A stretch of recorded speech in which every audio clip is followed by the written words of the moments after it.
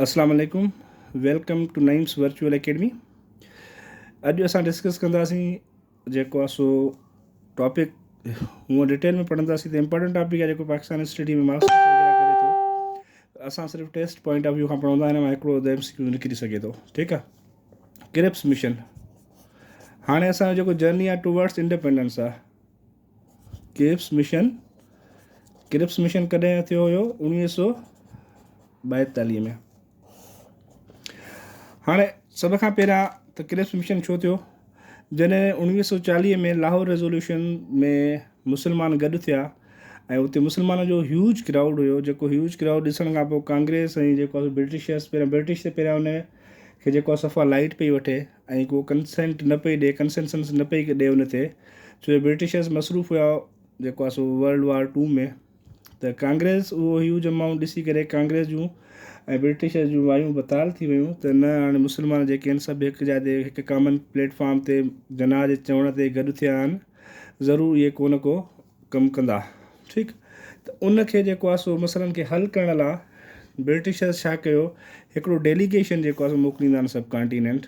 ठीकु आहे। डेलीगेशन मोकिलींदा आहिनि सब कॉन्टिनेंट, छाजे करे त जेको आहे सो इन जूं ॻाल्हियूं या मसइला मसाइल जेके सब कॉन्टिनेंट में हूंदा आहिनि उन्हनि खे रिज़ॉल्व करे सघिजे ऐं ब्रिटिश पंहिंजो डोमिनियन, पंहिंजो स्टेटस जेको आहे डोमिनेंस जेका आहे सब कॉन्टिनेंट ते बहाल रखी सघे। ठीकु आहे। हाणे उहो जेको आहे सो जेको डेलीगेशन ईंदो आहे under the chairmanship of Stafford Cripps. Chairmanship of Stafford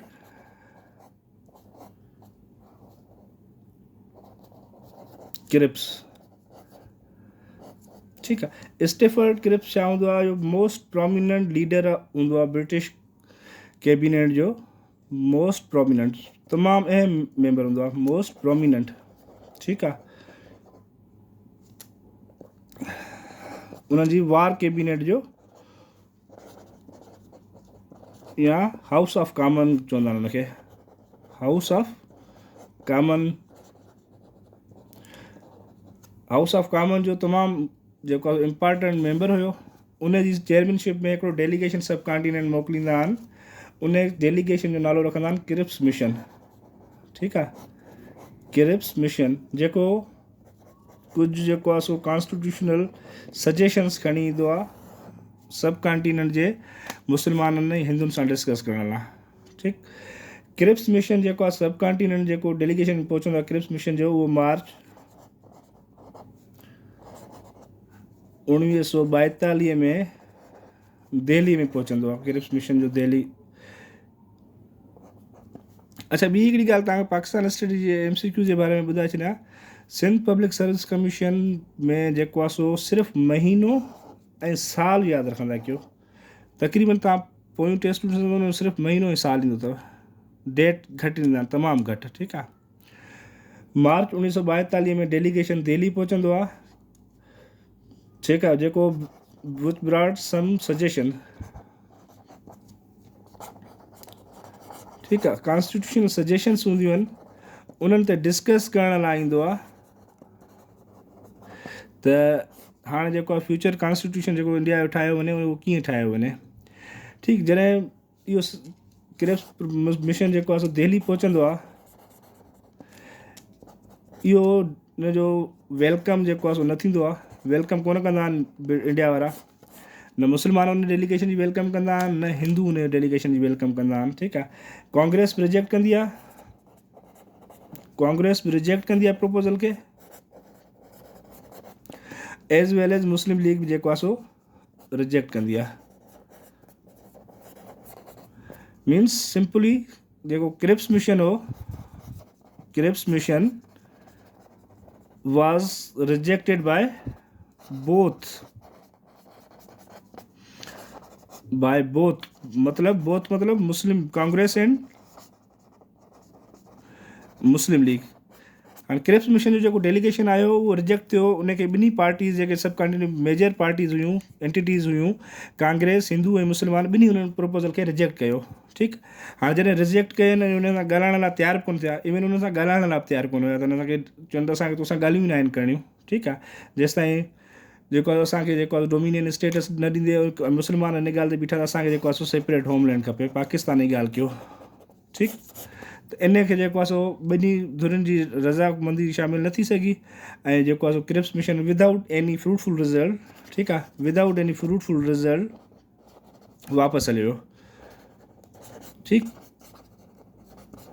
जॾहिं वापसि वियो त वापसि वञी हुन छा कयो त पंहिंजे तरफ़ां हुन जेको आहे सो कुझु सजेशन्स ॾिनियूं ऐं उन्हनि खे पब्लिश करायो, ठीकु आहे। Suggestions from its own site, suggestions by its own, पंहिंजे तरफ़ां हुन सजेशन्स ॾिनियूं ऐं उन्हनि सजेशन्स खे जेको आहे सो पब्लिश करायो, जेको आहे सो अप्रैल 1942 में, ठीकु।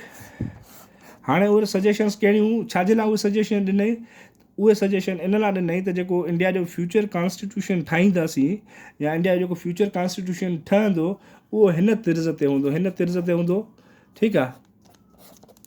त उनखे जेको आहे सो रिजेक्ट कयो वियो, उनखे कंहिं रिजेक्ट कयो, कांग्रेस बि रिजेक्ट कयो ऐं मुस्लमाननि बि रिजेक्ट कयो। हाणे हुन जेका पंहिंजी तरफ़ां हिकिड़ी रिपोर्ट ॾिनी, पंहिंजे तरफ़ां जेको सजेशन्स ॾिनियूं त बाबा जेको ब्रिटिश इंडिया जो कॉन्स्टिट्यूशन ठहंदो उन में असां ही शयूं रखंदासीं। हाणे अचो त उनखे असां डिस्कस कयूं त उन कहिड़ियूं सजेशन ॾिनियूं जेको आहे सो त असां जेको आहे सो हिन तर्ज़ जो कॉन्स्टिट्यूशन ठाहींदासीं। पहिरियां हुन ॾिनो कॉन्स्टिट्यूएंट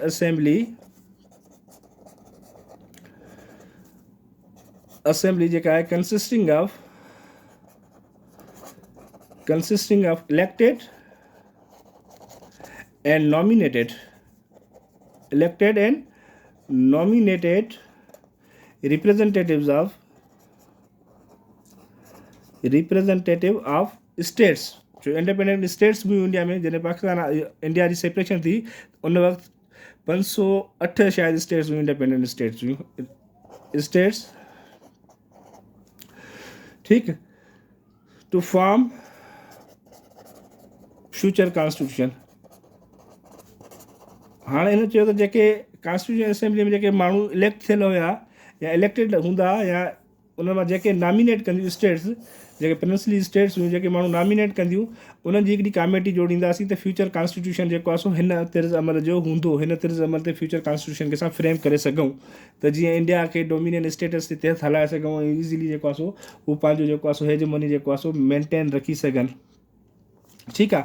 ॿियो हिननि चयो त जेको असां कॉन्स्टिट्यूशन ठाहींदासीं, ठीकु आहे, जेको कॉन्स्टिट्यूशन असां ठाहींदासीं, constitution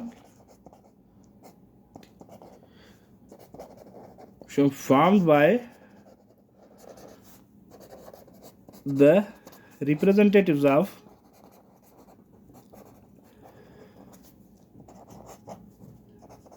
Muslim League, Congress and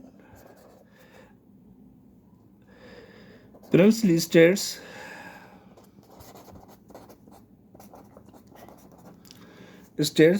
हाणे जेको कॉन्स्टिट्यूशन ठाहींदासीं जंहिंमें मुस्लिम लीग बि हूंदी, कांग्रेस बि हूंदी ऐं प्रिंसली स्टेट्स जा माण्हू हूंदा, उहो लाज़मी नाहे त जेको आहे सो जेके पार्टीज़ आहिनि, जेके कांग्रेस आहे या मुस्लिम लीग आहे या आज़ादु उम्मीदवार आहिनि, त उहे उन कॉन्स्टिट्यूशन खे एडॉप्ट कनि।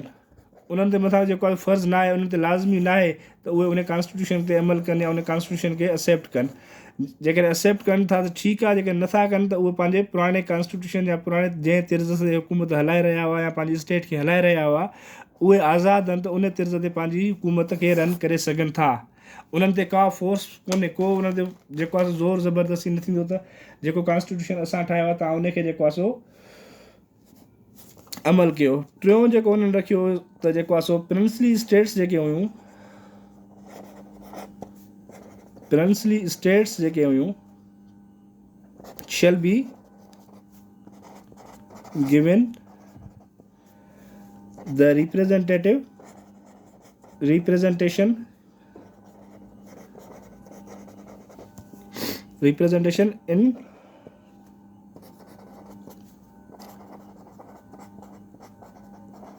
in the Constituent Assembly।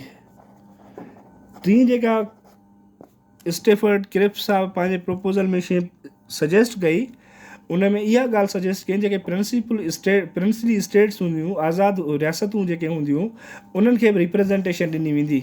उन्हनि खे रिप्रेज़ेंटेशन छा में ॾिनी वेंदी? कॉन्स्टिट्यूएंट असेंबली, जेका असेंबली फ्यूचर में ठहंदी, उन्हनि खे उन में रिप्रेज़ेंटेशन ॾिनी वेंदी। जीअं अॼुकल्ह असां वटि सीटूं हूंदियूं आहिनि डिफरेंट कैटेगरीज़ लाइ मुख़्तस थियल हूंदियूं आहिनि, भाई वुमेन कोटा आहे, माइनॉरिटी कोटा आहे, फलाणी कोटा आहे। अहिड़ी तरीक़े सां उन्हनि चयो जेके प्रिंसली स्टेट्स हूंदियूं, असां जेको आहे उन्हनि खे बि रिप्रेज़ेंटेशन ॾींदासीं। छा में रिप्रेज़ेंटेशन ॾींदा? कॉन्स्टिट्यूएंट असेंबली, जेका नई असेंबली ठहंदी।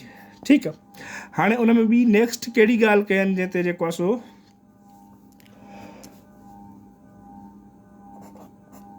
हाणे हिन में हिकिड़ी इहा चौथी पॉइंट ऐं तमामु घणी इंपॉर्टेंट पॉइंट इहा अथव